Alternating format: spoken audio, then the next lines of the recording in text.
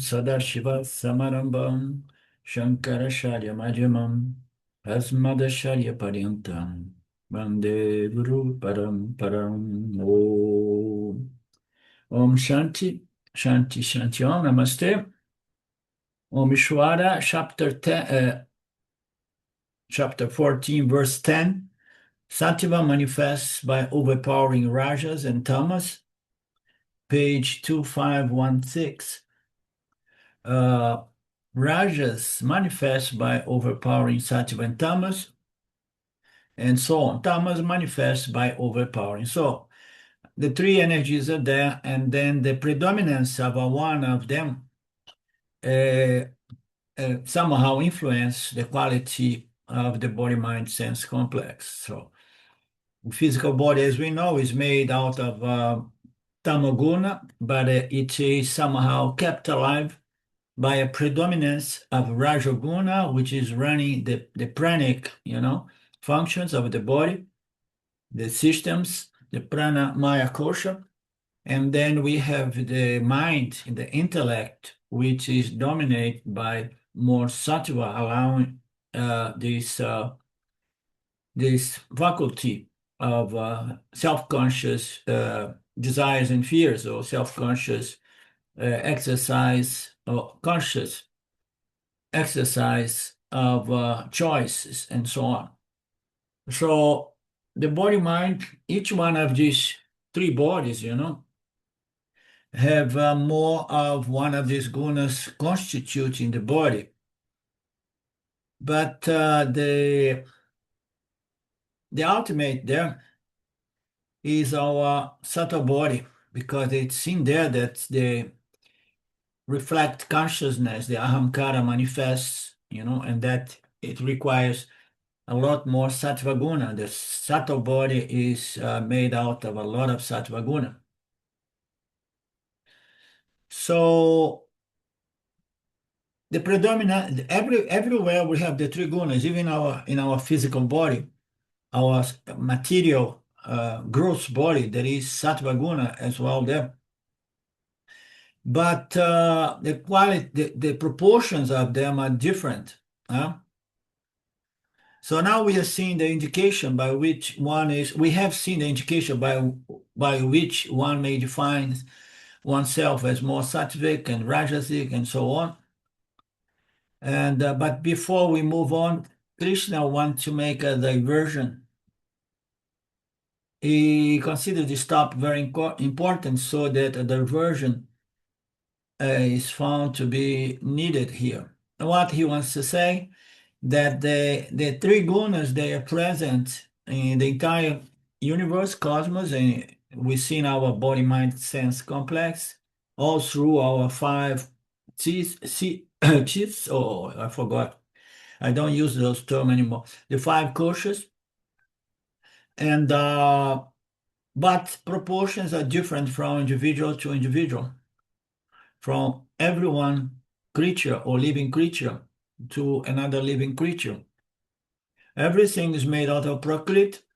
Therefore, everything is made out from these building blocks, which are the three energies. And the Namarupa, or the construct, is going to be defined basically, fundamentally, according to the proportion of these three energies, which are the building blocks of everything, every construct. So far we have seen the proportion is different. It said that before creation there was a pralaya. During the pralaya avastha, everything is somehow, let's say, existing as the latent potential seed in which the knowledge of everything is contained, but nothing is manifest. And it's said to be due to the fact that the gunas are in total equilibrium, as we have seen. In Sankhya philosophy, that equilibrium is called Gunanam Samya Avastha Pralaya. Once the creation manifests, the equilibrium is broken. And then we have Visamya Avastha. Visamyam means in equilibrium. Therefore, in the case of inert objects, there are also the three gunas. We are well aware of that. But if there is a construct in which the tamoguna predominates, and then that object does not possess a subtle body, so to speak. Subtle body is the mental body. The chicken, they have a mind, so therefore they manifest a subtle body. But when we go and we look at a stone and a rock or even clay, there isn't subtle body involved in any one of those constructs. If you have a cup, made out of refined clay, it's not sentient at all. It does not have any desire to move from one place to another, which would be a problem for us. So they don't have any of those tendencies in that object. They will never try to understand the gunas and search for freedom by studying the scriptures. It means there is no sattva guna manifest as sentience.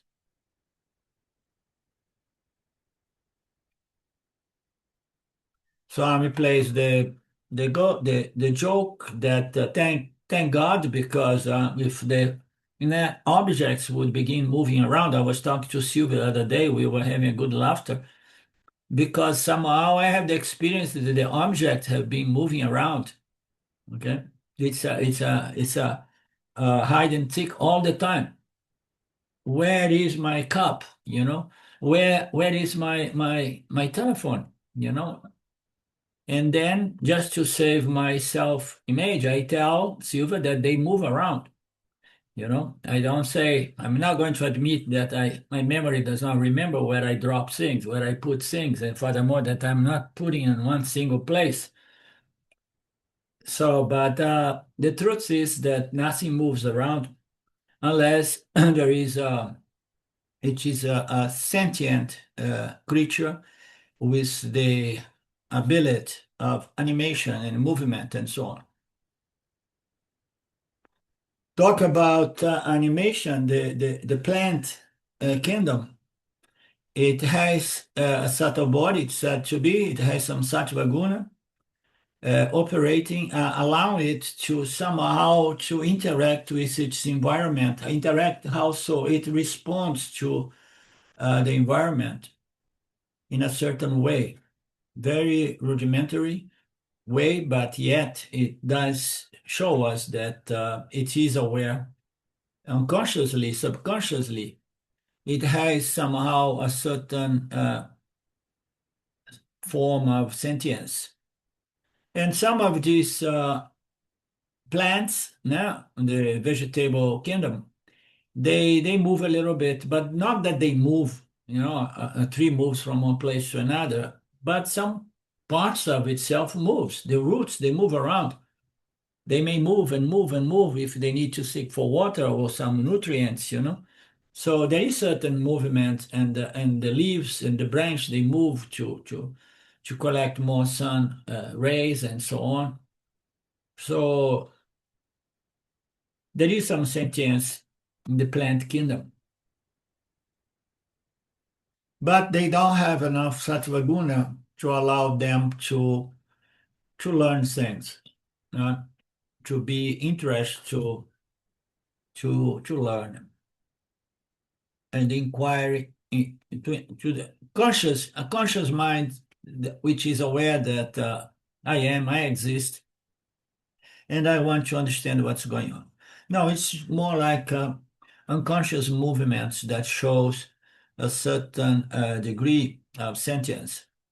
Sentience, I find it better described as the ability to perceive one's environment and respond to the stimulus coming from the environment, It's like stimulus and response, stimulus and response. But that can be done unconsciously or can be done consciously as well. That my chicken, they exercise that kind of stimulus and response all the time, but it's not very conscious.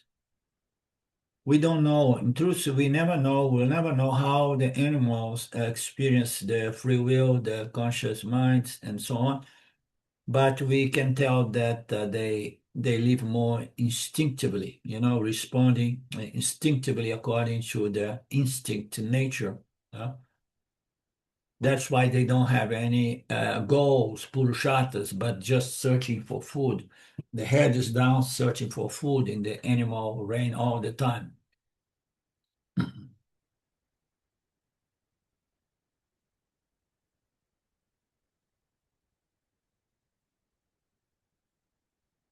So there are some limitations on the activities done in the plant, vegetable reign, and so on. Bottom line, plants, they have certain more sattva guna than the objects from the mineral realm. Rajas than other, more sattva and more rajas than inert objects, definitely.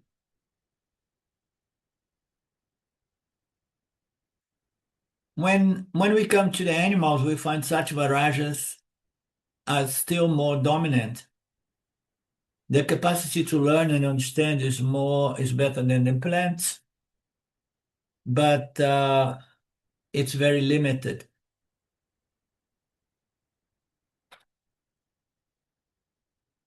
So the animals, if we want to look into that, the animals are pretty much governed by Rajoguna, okay? Tamoguna, I would put in a sequence of basically some animals, they are Tamaguna in front, But in the case of my chickens and some other animals like cats and dogs, we have Tamoguna leading the show, or Rajoguna. The chicken have a lot of Rajoguna, but very, very little Sattvaguna.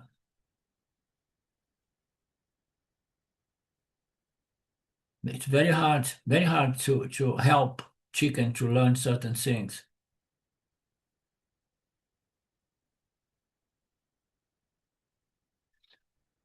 So in the same way, similarly, the number of activities human beings undertake are innumerable because there are innumerable configurations as far as proportions of the three gunas. So the variation among the proportions of these gunas is enormous, and therefore every human being is unique in that sense as far as their construct.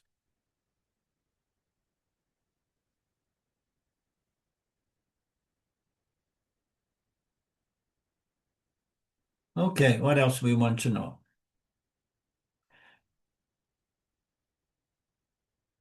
Some of us have more Rajoguna leading the other two energies. And then if there is Sattva guna behind the Rajoguna, we are at a good stage, And Tamoguna come on the third in line. Some people have more Sattva guna with Rajoguna coming behind, which is supposedly the best possible construct. Sattva guna and then Rajoguna, because you need energy to make a living and to keep things together. And Tamoguna is a must as well. So, and then we have the Swabhavas. Swabhavas is something a little slightly different from Swadharma, tá? Swadharma and Swabhavas. Swadharma, as we understand it, it is uh, what is my role in society, okay? And Swadharma, they change as well, okay? What is the Swadharma of a child at the age of going to the school and learning, living with their parents and so on? And they have a certain Swadharma, the role they have in society, okay? And a lot of the time it is present, the Swadharma is also my guna predominance, but that is a distinction here. Okay, the Bruna predominance is defined as Svabhavas,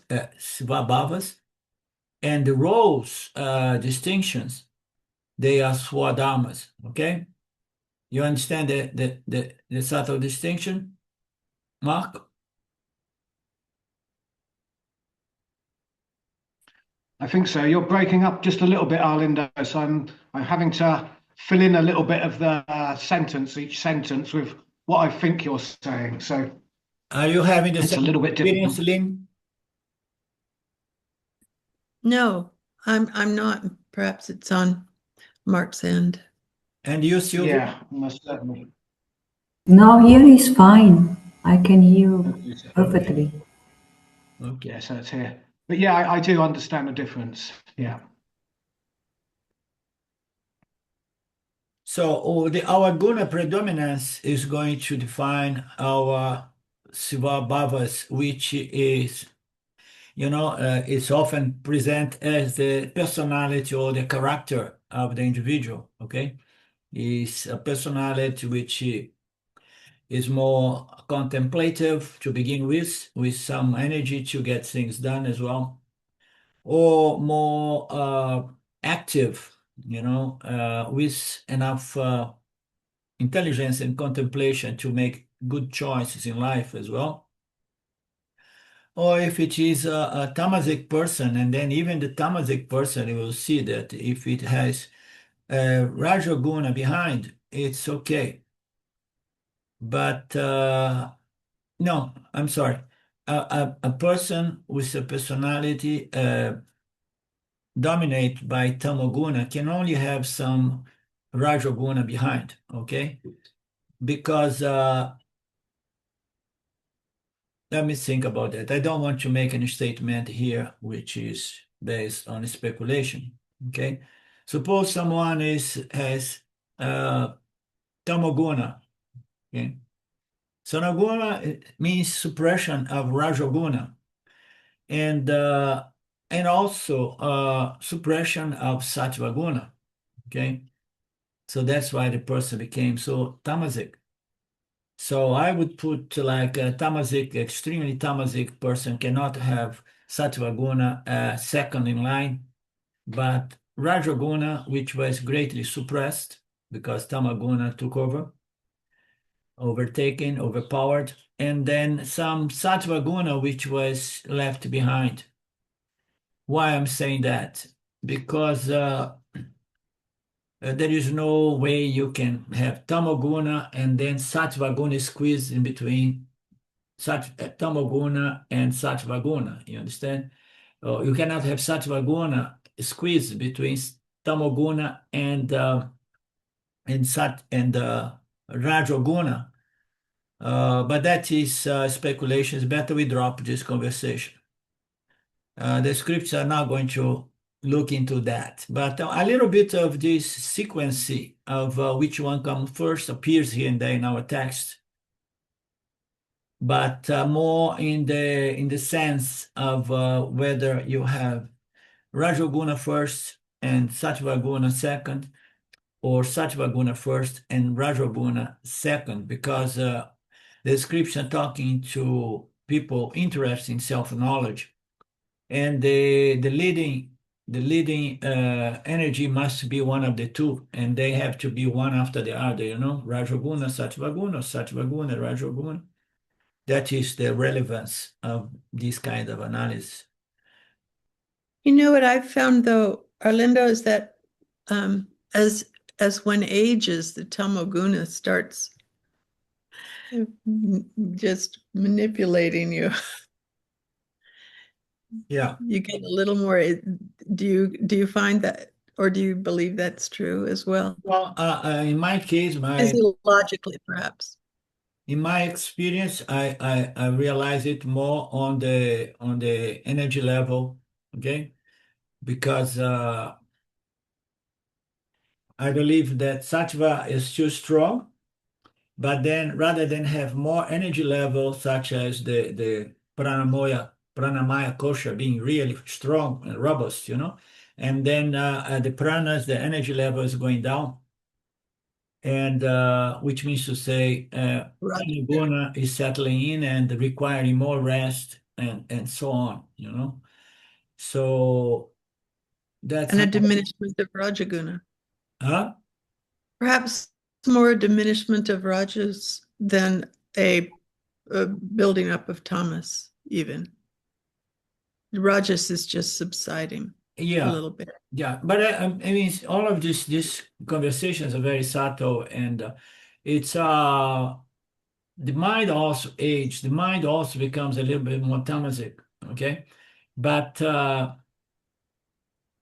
but it's not that the mind necessarily must become so tamasic that a wise person or a yani is just like unable to realize, to hold on his sense of fulfillment and peace and love. It may have difficult to express in words and cognitively to make sense, of this wisdom in words, but it remains there. That is my take. Okay. So, but we can see in connection to this diversion is like using Dayananda's last classes, that they were not very good. And even Ramji's later talks, I don't listen. But years ago, I started seeing his mind becoming slower and slower, and then the unfoldment becoming a little bit more broken and so we could see it very clearly with Dayananda's classes, and and I'm sure that I'm going to see it more and more within this body mind construct here, and at certain moments my mind is very clear and inspiration is coming through, but my main difficulty is to hold that level of clarity and inspiration after lunch, because then tamoguna comes in when it's hot, in my Brazilian seminars, and then I can see that tamoguna is somehow uh, overpowering uh, sattva guna.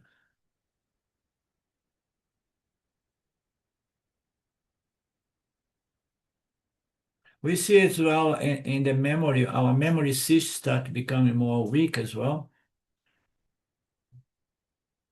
But the entire body mind construct ages and declines.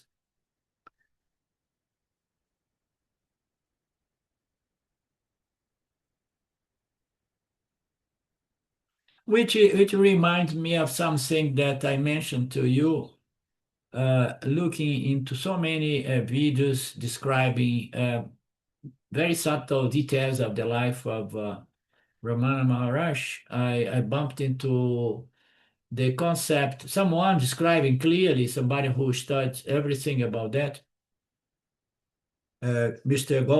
Godman, and he says that after the age of 55, Ramana Maharaj stopped going spontaneously in samadhi. Samadhi stopped for him. And as we know, samadhi requires a very, very, very sattvic mental state, It requires a lot of sattva guna. And it said that after 55, those spontaneous samadhis stopped. And then, mysterious enough, his body aged in such a speed and then he died at the age of 70, 15 years later on. I was like, wow, how intriguing, how interesting this concept, you know? So the body is going to decline, the mind is going to decline, everything is aging here on the physical and the subtle level. Krishna points out that Sattva character, personality, in a sattvic person, you have to supply Sattva guna is present, same concept. That's what he says in this verse. Rajoguna, the same thing. Rajoguna is more predominant.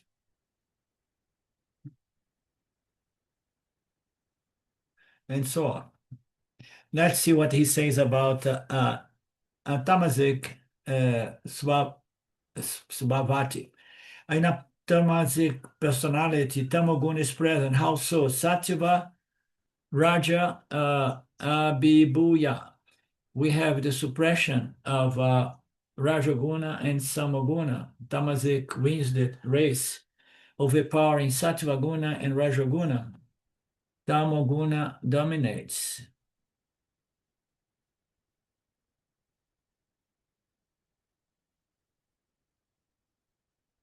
You see, here, Tamoguna overpowers Sattva guna first in the sequence here, and then Rajoguna later, because Sattva guna is the first one to be compromised, okay, when we decline.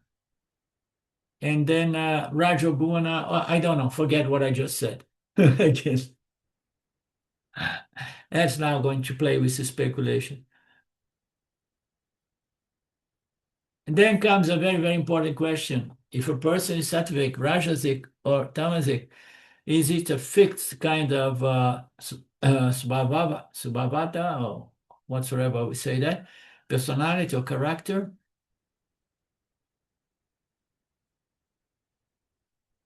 As we know, no, it's not a fixed thing. It's possible for us to improve our character. Yes. We need to change the proportions. No? But then comes another question. But when we try to do that later on in our lives, when the aging of the construct is speeding up and tamoguna is dominating, suppressing the other two, and then it becomes a little bit more difficult. We can say without any doubt, you know, because aging brings about more and more tamoguna. So we need to have a certain degree of use to call forth to stimulate Rajoguna, and then once we have enough Rajoguna, we stimulate Sattva guna as a conversion from Rajoguna to Sattva guna. So we can change that, but we better do not wait too long.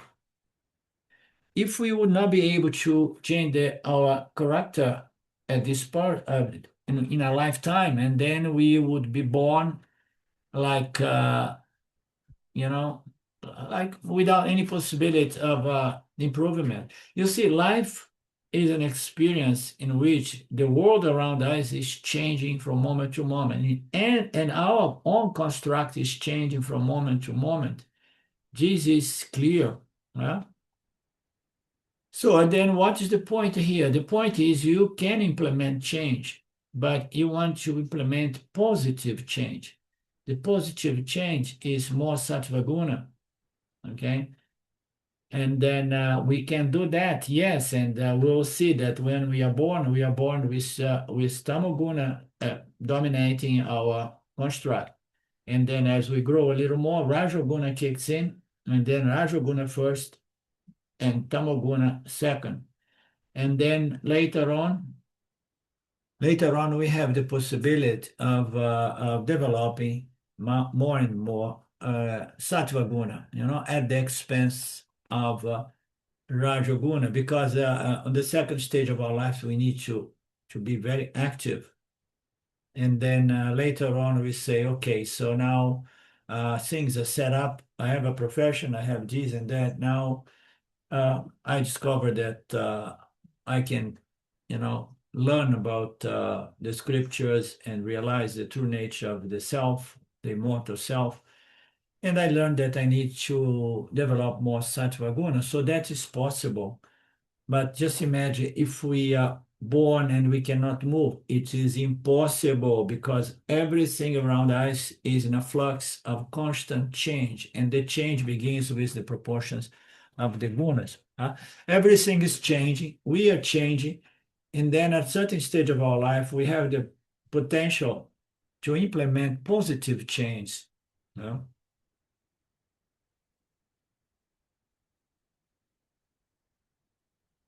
Fortunately, scripture point out that our svabhava can be transformed. The rate of transformation will differ from individual to individual, and the amount of transformation will be different from person to person.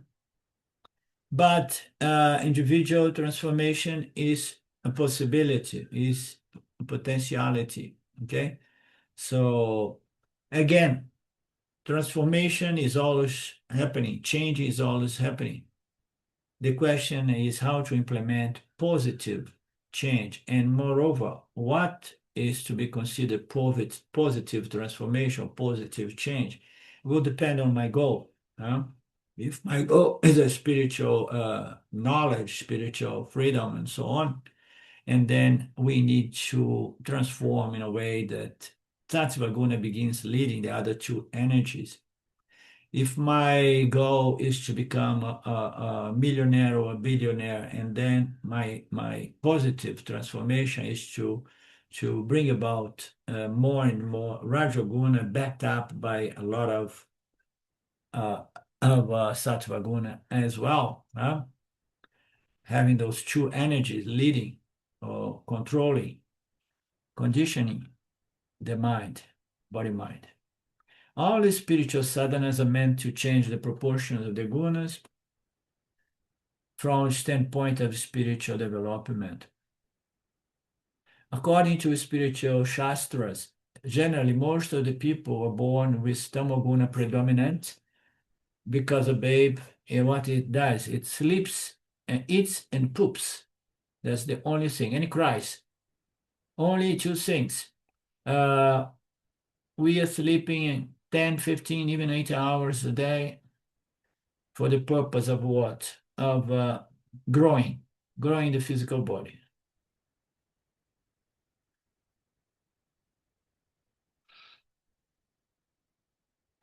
And then our scriptures on Karma Yoga and the whole Vedic structure says, okay, in the beginning, let the babe be as tamasic as it wishes. It's going to be good for the babe.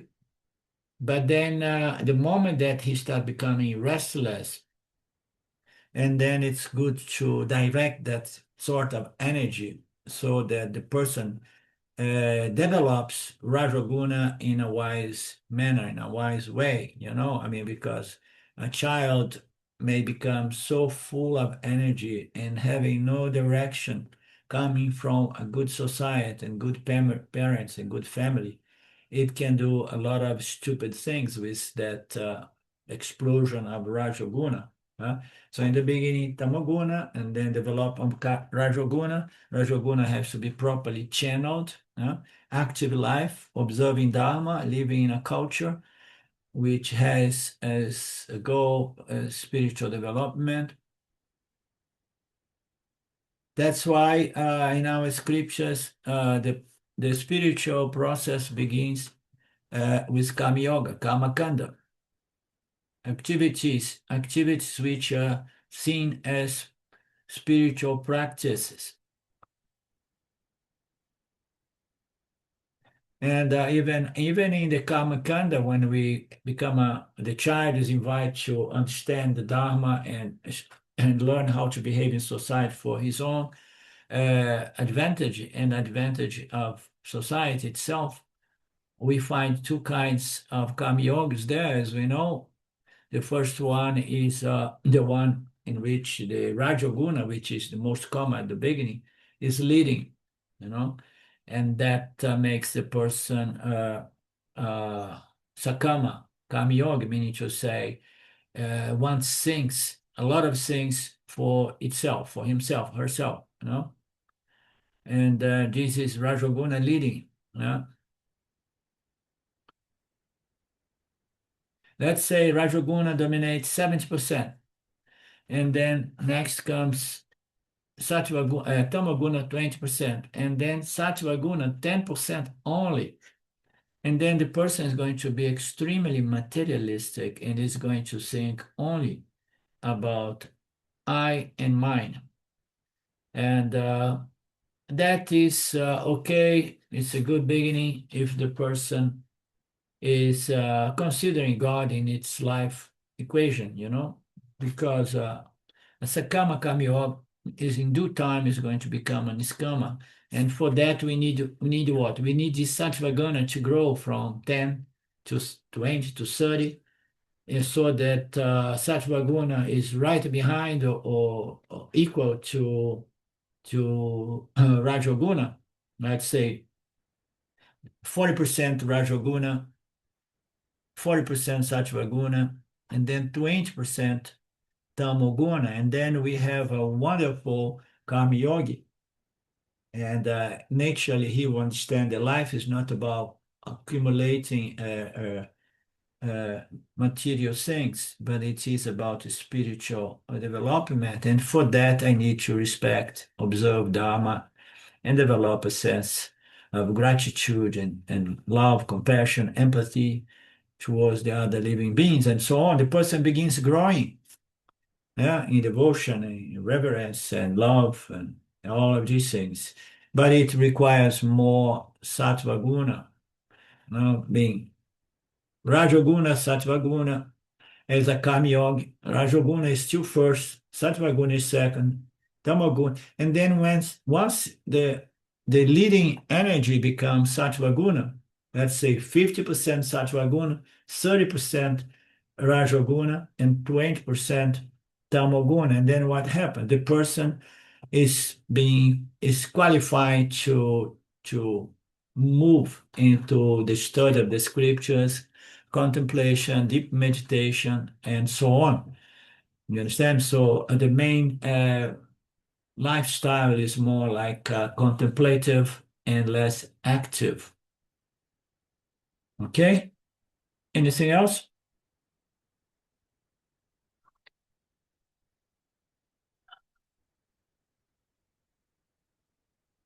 Therefore, the scriptures never condemn the person who is Rajasic and says, let your life begin with selfish activity. Let your life be led by Rajoguna. Okay, even if the Sattva Guna is small proportionally, no? Only 20. Rajoguna is 70%. No, he is 10% behind even Tamoguna, which is an exaggeration maybe. But anyhow, let it be, and just stay with the scriptures. You're going to understand the purpose of this revealed knowledge in the Kamakanda of the Vedas. And slowly, slowly, the mind purifies and the individual grows in sensitivity and the ability to love and revere God as the creator and observance of God's laws and so on.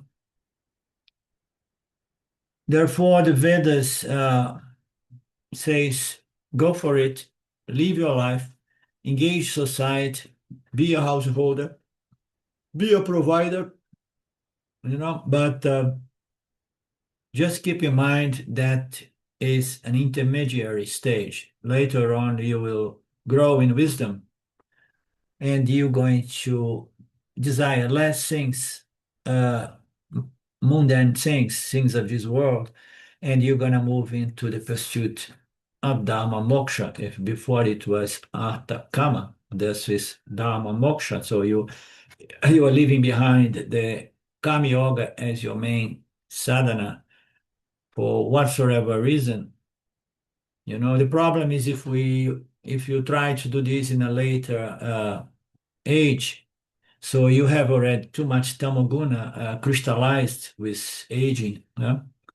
And then we cannot say this equation is a little bit different, So, but the sensitivity was already developed for anyone in contact with these scriptures and making an effort to understand and apply this description. Once a person has been selfishly active, our scriptures say that gradually the character is going to change from being very active. The person is going to become more contemplative. Let's see. He says here, previous the person was RTS. The leading energy was Rajas, the second was Tamas, and the third was some Sattva. Sattva is necessary to make some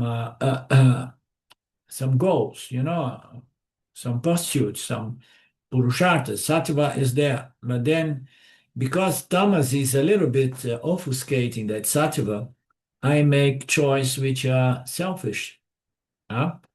So if I would not have so much tamaguna, I would not be so selfish that way.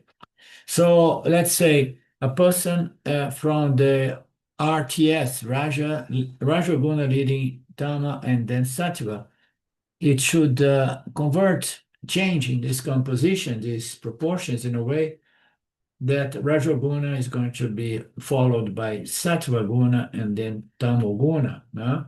The person is yet very active, but now is making better choice. And the Sattva Guna come behind will allow the person to make a much wiser choice of life, such as, living in the pursuit of Artha Kama behind, not neglecting, but moving into the pursuit of Dharma Moksha.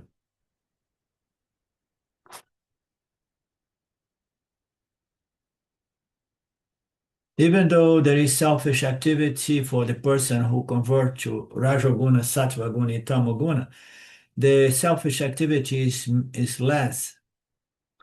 And more activities are going to be taking in consideration the good of the Dharma field, the benefit of everything, the bigger the number of people in society. So Sakama Karma Yogi has moved into Niskama Karma Yogi. Yeah. Once a person has gone through these three stages, thereafter Veda says that Rajaguna is predominant and you are extrovert and active, you can never find time for Yan Yoga. So you see, it's very beautifully put. So now you have the first transformation is now you have Rajaguna leading, but Sattva Guna is behind. Tamoguna is third, and then you have gone through that. Comes a point in which you became older and wiser, and you understood that even Dharma has to open space for the pursuit of self-knowledge and moksha. And then you're gonna have to see, okay, so scriptures say that I need to make available time for study of the scriptures and contemplation, nididhyasana, deep meditation. So he has to pay with a different currency. He has to pay with Rajagunas. He has to give away Rajagunas to buy Sattva Guna, so to speak.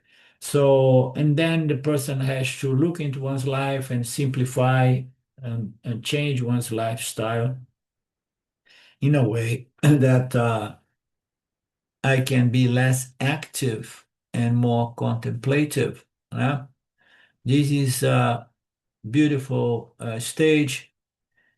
It's a sign of maturity, but it has to come from a personality in which rajas are predominant. Only then Raja can give room for Sattva first and then Rajaguna second. Okay? So these conversions, these changes are possible. Swami says, but just don't say that, okay, right now I'm converting Rajoguna into Tamoguna, because that is delusion. Okay, I said, talking is cheap, as we say in English language, you know. Therefore, the scriptures say, no, stay doing your life, because if you try to suppress at this stage Rajoguna, most probably you're going to invite Tamoguna. Okay, so stay active, be a Karma Yogi, and then start moving to Upasana, but you don't fall to delusion. So therefore we say Karma, Dharma, Upasana, and then Vedanta. Upasana is going to allow the individual to develop a more contemplative and focused mind, so that it can move into the Shravana, Manana, Nididhyasana of Vedanta. Therefore, Karma Yoga is also must. Therefore, Karma Yoga is also must. Upasana is also must. Upasana will convert a person from Raja dominant to Sattva. Just interchange, you know, interchange the sequence of proportions. Sattva guna pradhana rather than Raja guna pradhana.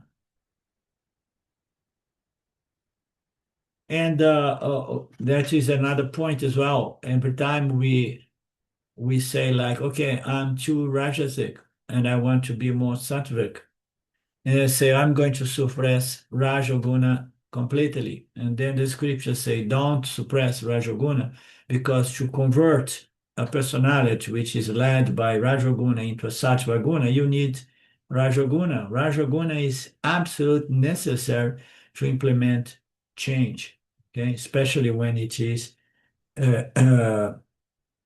deliberated change, you know. I mean, no, that's the change. Because if we leave to our unconscious mind, we're going to change, you know, regardless.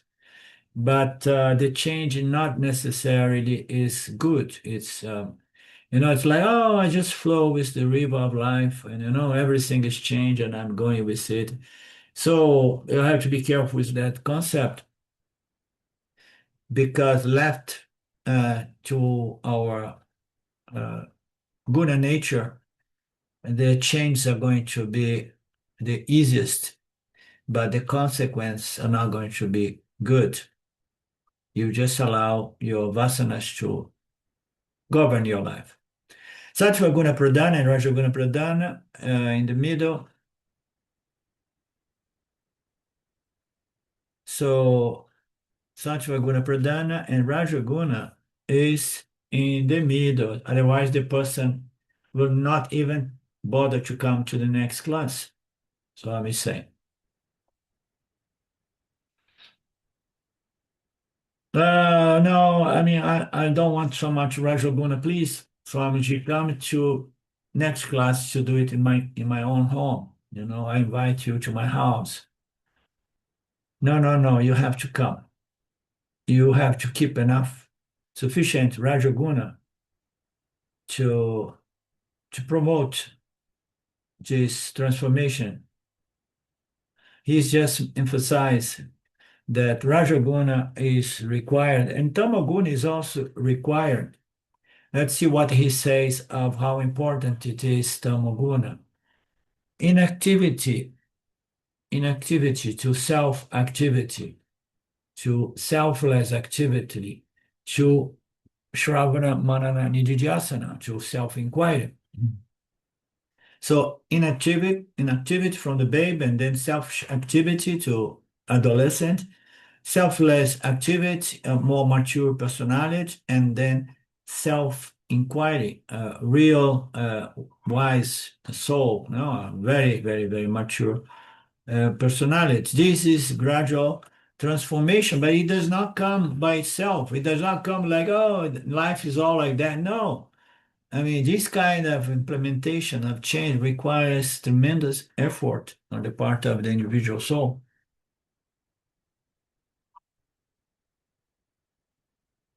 Inactivity to self-inquiry is the journey, and in fact, if you take these four ashrams, there's four stages of life: brahmacharya, grihastha, vanaprastha, and sannyasa ashrama. There is lined up these four ashramas represent the gradual transformation suggested by the Vedas. It's unbelievable, the beauty, the architecture, the design of this the proposal. So, as we know, sannyas not necessarily means to go to any ashram, to the forest, but to be fully focused uh, as, as much as possible into nididhyasana. A person finally comes to self-inquiry, and although predominantly knowledge, he does not have any regret. He has already contributed to society. This is another beautiful point. Now the person wants nothing more in life. There is no desire and no regrets, no feelings of guilt or repentance or resentments. The person is through everything, okay? It has gone through everything, lots of pleasure and pains in life, has become a contributor to society, has learned to make an effort to observe Dharma. And then after having done that and have been at that stage, the withdrawal from samsara comes easy without violence, without suppression, and without guilt. So the scriptures, the final scripture of Vedanta very often presents this passion in a way that a lot of people feel a little bit like, oh my God, I'm not qualified, I'm not good enough because I did not develop such this passion and disinterest towards the world. So I tend to come in and say, so things happen gradually, organically, naturally. We need to respect our stage, because the thing of renouncing things of this world should come without any feeling of guilt or desires being suppressed or fears being hidden by now becoming a sannyas. It should be something that happens gradually, which leaves behind no conflicts, mental, emotional conflicts. But if the person did not go through this stage, did not contribute, did not do everything, went through the ups and downs of life, developed certain balance, equanimity, and wisdom, and now the person wants to renounce that kind of lifestyle to become a sannyas, in the sense that now I want to study the scriptures and having a lot of time available for myself, contemplation, nididhyasana, and so on. And then a person is moving without suppressing or cutting corners or pushing things under the carpet. That's why Swami Dayananda and maybe many others in our sampradaya, they are reluctant to allow people coming from society, especially maybe from the West, who wants to escape the world and live in an ashram by becoming a traditional sannyas. Dayananda was supposed to say that you come, you do 3 months and then 3 years, and then after 3 years living here, not as a sannyas, but as a potential sannyas, and then you can decide.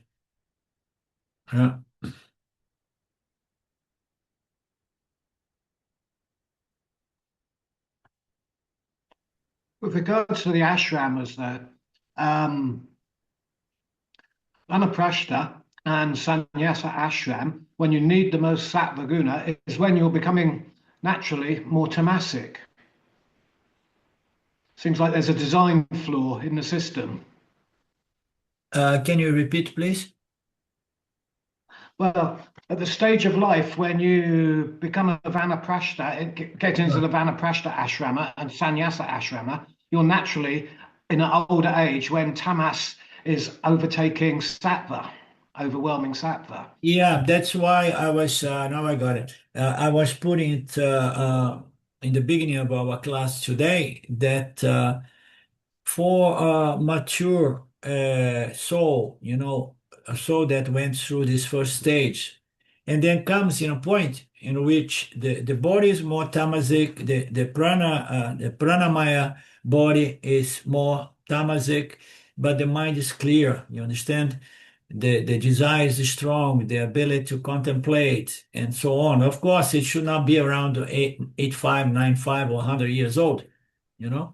But anyone around 6, 7, 75, it still has a mind with the potential to withdraw and remain focused.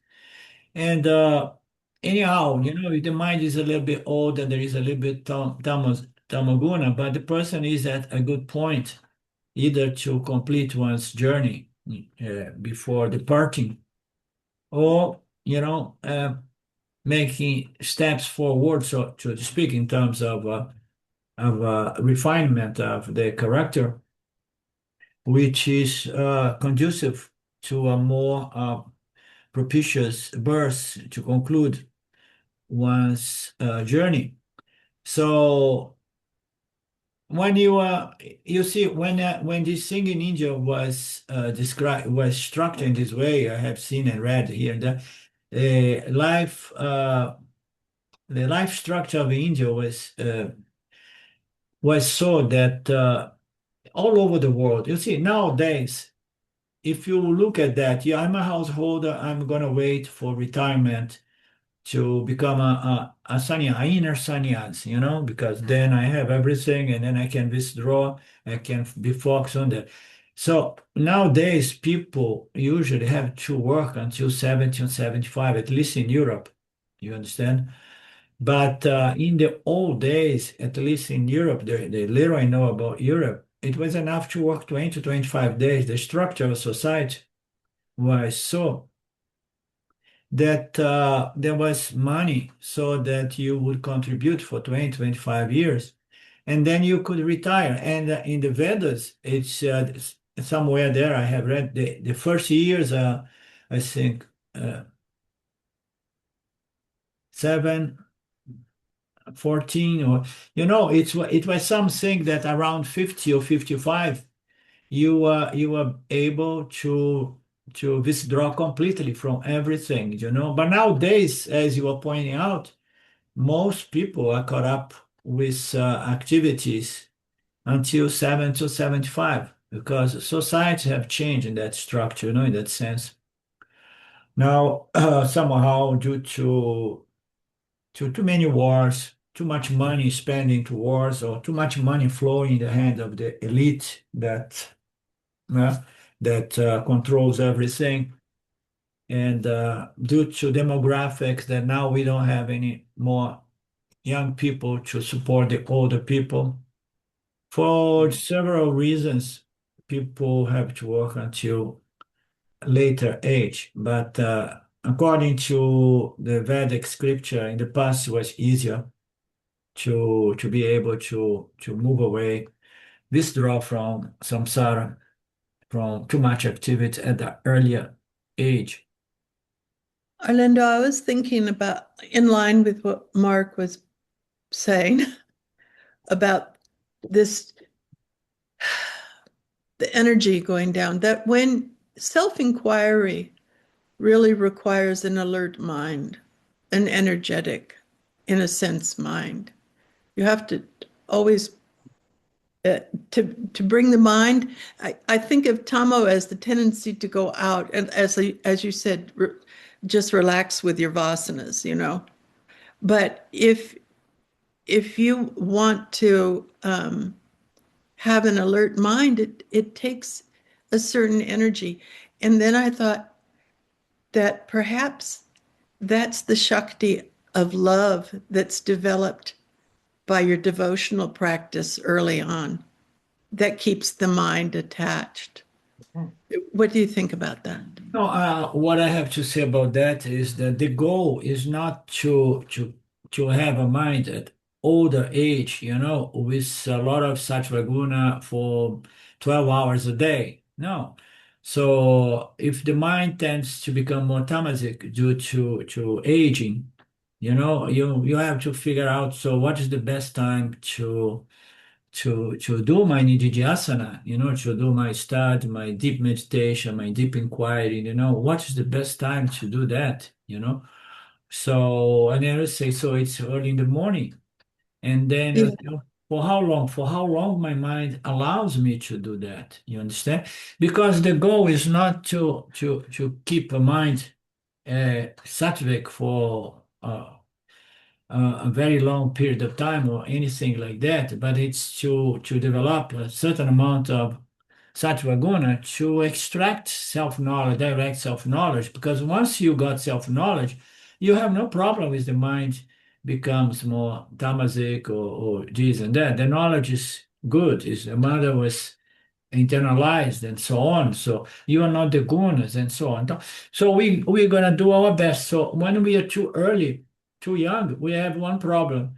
We want to meditation, but we have too much rajoguna disturbing our meditation.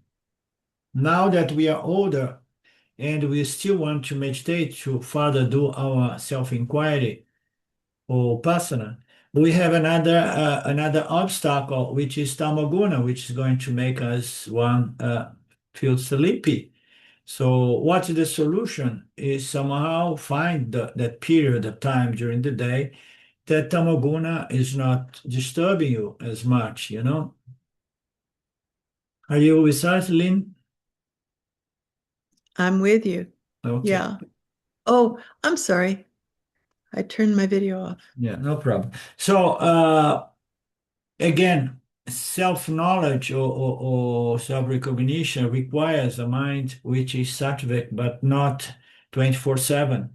There are some moments in which the direct knowledge takes place. And long ago, I used to say a moment of intense sattva guna, intense predomination of sattva guna, the direct knowledge. But any ideas of how about it happens is something limit because only Shwara knows how to bless someone in which circumstance to produce this direct recognition.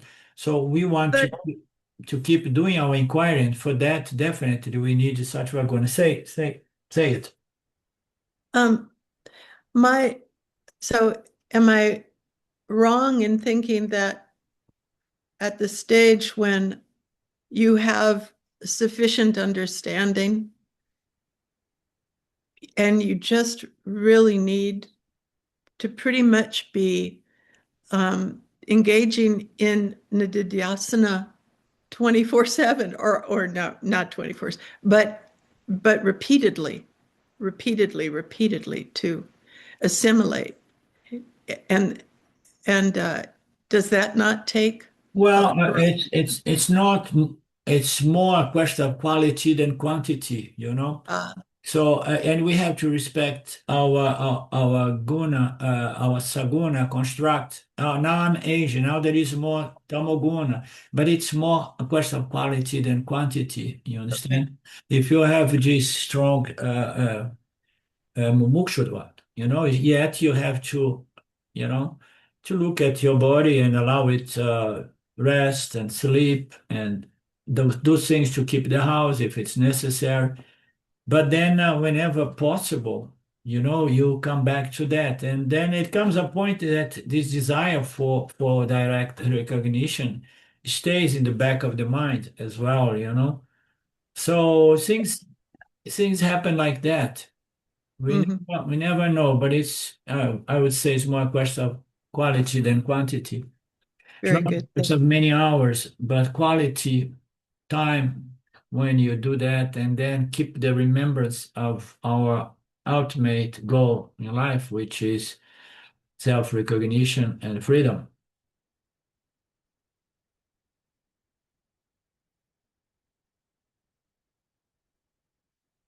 The other And the rest of the day, we have to remember as well to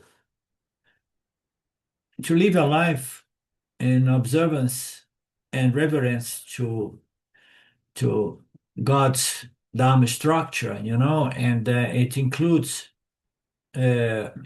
knowing that the blessed Ishvara is going to be determinant, and we cannot force things. We need to take things as they come. We have to free ourselves of this anxiety to get something, it's not that there is nothing to be got. The direct recognition is the goal here, but it's not everything either, because even after recognition, the process of living a pure dharmic life continues, because you want to enjoy what's left of your life. But what I'm trying to say is that we need to relax and not become lazy in the sense to allow Tamaguna to govern us too much, but find a balance between these three gunas, respecting the fact that the body mind is aging and the construct is changing, becoming from the physical and prana levels a little bit more tamasic, but then using those moments that we still have a lot of rajoguna and and sattva guna to do our deep contemplation, deep meditation. Did you guys see that I invite you in the group there of the seminar?